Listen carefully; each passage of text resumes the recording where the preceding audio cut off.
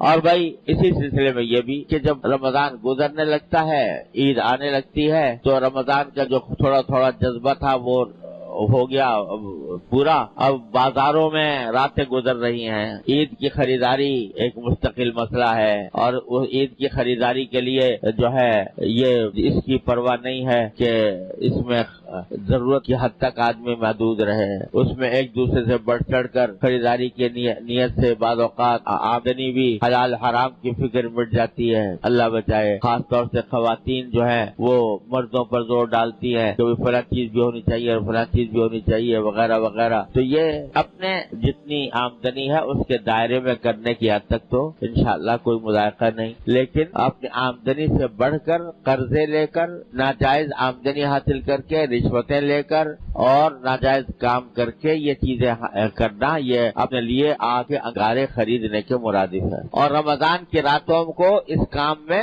ضائع کرنا یہ بڑے گھاٹے کا سودا ہے. اس سے بھی حتی الامکان جو راتیں باقی ہیں ان کو اللہ کے ذکر میں، اللہ تعالیٰ کی عبادت میں، دعا میں گزارے. جو ضروری خریداری کرنی ہے کر لو، لیکن اس کو ایک مستقل تومار نہ بناؤ کہ جس کے نتیجے میں ٹھیک ہے عید کے دن یہ بھی مسنون ہے کہ آدمی اچھے کپڑے پہنے. یہ اس کے لیے اس پر عمل کرنے کے لیے اگر کوئی خریداری کرتا ہے تو اس میں بھی کوئی مذاقہ نہیں، لیکن اس میں اسراف نہ ہو، نام و نمود نہ ہو، دکھاوا نہ ہو، اور ایک دوسرے کی ریس لگانے کی فکر نہ ہو، بلکہ اللہ تعالیٰ کو راضی کرنا مقصود ہو، اپنے بچوں کو خوش کرنا مقصود ہو. اس حد تک ٹھیک ہے، لیکن اور وقت ضائع بلا وجہ کا بہت زیادہ وقت ضائع کرنے سے اپنے آپ کو بچائے. اس طرح اللہ تبارک و تعالیٰ نے جو نعمت رمضان کی عطا فرمائی تھی اس کا اللہ تعالیٰ کے بارگاہ میں شکر ادا کر کے اس سے فائدہ اٹھانے کا یہ راستہ ہے. جو راتیں باقی رہ گئی ہیں رمضان کی، اس میں خصوصی طور پر اللہ تعالیٰ سے ساری حاجتیں مانگنے اور ساری